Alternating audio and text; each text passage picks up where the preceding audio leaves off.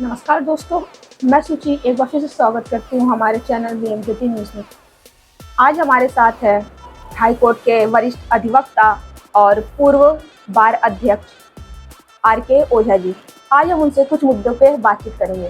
Sir, सबसे पहले तो ये बताइए, आज बीजेपी सरकार 3 राज्यों में अपनी सीट बचा ली है। हाँ, तो क्या 2024 के चुनाव में इसका कुछ असर पड़ेगा, प्रभाव पड़ेगा?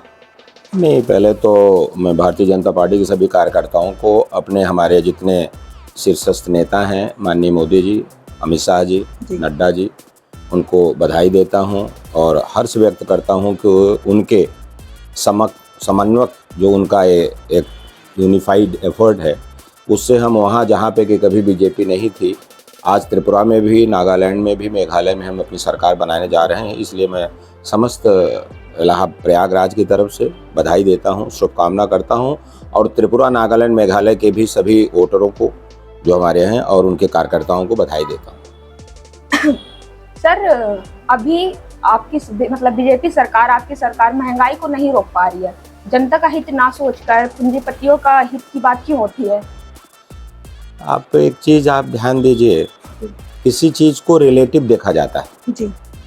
वो ये है कि और अंतर्राष्ट्रीय लेवल में आप देखिए, अमेरिका देखिए, फ्रांस देखिए, ब्रिटेन देखिए, अंतर्राष्ट्रीय माने सिर्फ अब इंडिया में ही को आप बैलेंस नहीं करेंगे। अंतर्राष्ट्रीय लेवल में ये हमारी इकोनॉमिक पॉलिसी ही है जिससे थोड़ा सा हमको प्रॉब्लम आई। मैं इस बात को मानता हूँ कि थोड़ी बहुत महंगाई की प्रॉब्लम आई, अंतर्राष्ट्रीय ग्लोबल इफेक्ट को बचाने में जो थोड़ी बहुत समस्या आई है, आप देखिएगा साल भर 6 महीने के अंदर आपको उसका परिणाम आएगा। अंतर्राष्ट्रीय लेवल में इकोनॉमी सेटल्ड कर गई, समाप्त हो रही है। अमेरिका, ब्रिटेन, फ्रांस, आप देख रहे हैं बगल में आपका श्रीलंका समाप्त स्थिति में चला गया राष्ट्रीय लेवल में। तो वो हमारी जो पॉलिसी स्ट्रिक्ट थी, जिसके कारण हमने इस कोविड-19 के भयावह से उबर करके अपनी इकोनॉमी को यहाँ ले आ पाए हैं। इसलिए जो जनता को थोड़ा कष्ट हुआ, महंगाई की थोड़ी स्थिति बनी है, उसके लिए मैं समझता हूँ कि सारा जो कोऑपरेशन है जनता का है और भविष्य में इसका फ़ायदा सबको मिलेगा।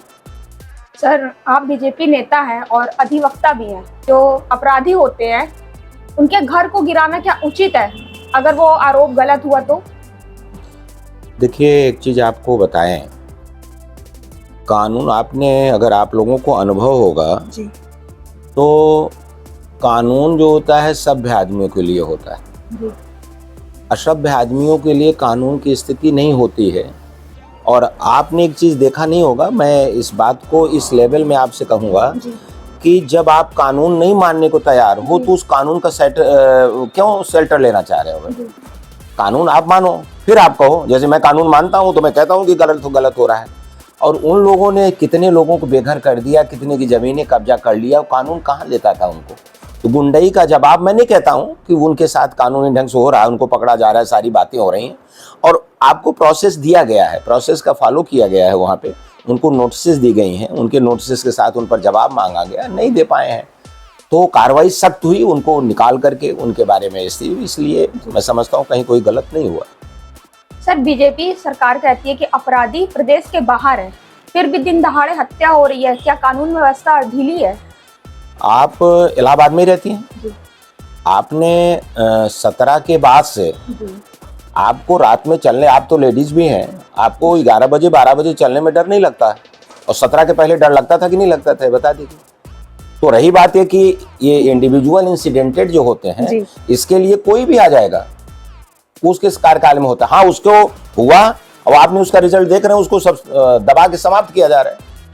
तो ये स्थिति आती है ना। इंडिविजुअल तो उसको मारना था, कोई हमसे पूछ के थोड़ा गया था सरकार से कि हम जा रहे हैं, अब आप देखता हूँ क्या कर लेंगे, चुपके से कर दिया उसको। फिर देखिए आप क्या स्थिति, आप सब उसको। सर, आपने बार में संशोधन भी किए हैं और नई कार्यकारिणी भी बन चुकी है, उससे आप क्या उम्मीद करते हैं? देखिए, एक चीज़ आपको बताएं कि जहां हम लोग संगठन से संबंधित हैं और हम लोगों को संगठन में सिखाया गया जहां रहिए वहां अच्छा करते रहिए। तो मैं बार एसोसिएशन में था और मुझे लगा कि कोविड में हमारे अधिवक्ता त्रस्त थे, तो उनके लिए मैंने 430 रुपए वाली व्यवस्था की। हमारे अधिवक्ताओं में जो हाई कोर्ट में बाहर के ढेर सारे लोग जो अधिवक्ता नहीं थे, वो लोग आकर के उसमें एसोसिएशन में कब्जा कर लेते थे या इफेक्ट करते थे। उसको मैंने बाइलाज का संशोधन किया। आज हमारे सारे अधिवक्ताओं के अकाउंट में रेगुलर हर मंथ पैसा चला जा रहा है। डेथ पे 5 लाख दिया जा रहा है, बीमारी में 2 लाख हम लोग दे रहे हैं हर साल। अब नई कार्यकारिणी से मेरी उम्मीद यही है कि वो उसको अच्छे ढंग से ले जाएं और जो कमियां उसको सुधारें। सर, क्या नई कार्यकारिणी जो है वो आपके संशोधन में बदलाव कर सकती है? नहीं, उसके लिए देखिए, बदलाव तो संविधान में कर सकते हैं आप जी। लेकिन उसकी एक प्रक्रिया है और उस प्रक्रिया में जैसे मैंने किया था, आपको ड्राफ्टिंग कमेटी बनाना पड़ेगा, आपको जनरल हाउस से कंसेंट लेना पड़ेगा, फिर आपको प्लेबिसाइट कराना पड़ेगा, माने पूरा बाकायदा चुनाव उसको कराना पड़ेगा। सेक्रेट बैलेट से चुनाव होगा। अगर जनता मानती है कि इसमें परिवर्तन होना चाहिए तो हो सकता है, लेकिन उसकी प्रक्रिया इतनी जटिल है कि उसके करने के लिए उतना कैरेक्टर देना बड़ा सबके लिए मुश्किल है। और कोई अच्छी चीज के लिए संशोधन आए, जनरल आते तो प्रजातंत्र में संशोधन का हम स्वागत करते हैं। जी सर, सुना है कि आप लोकसभा के चुनाव की लड़ने की तैयारी कर रहे हैं, तो किस जगह से लड़ेंगे, इलाहाबाद या फिर प्रतापगढ़ से? नहीं, मैं तो कोई तैयारी नहीं कर रहा हूँ। पार्टी या संगठन की कोई बात आएगी तो हम देखेंगे। मैं तो वकील हूँ।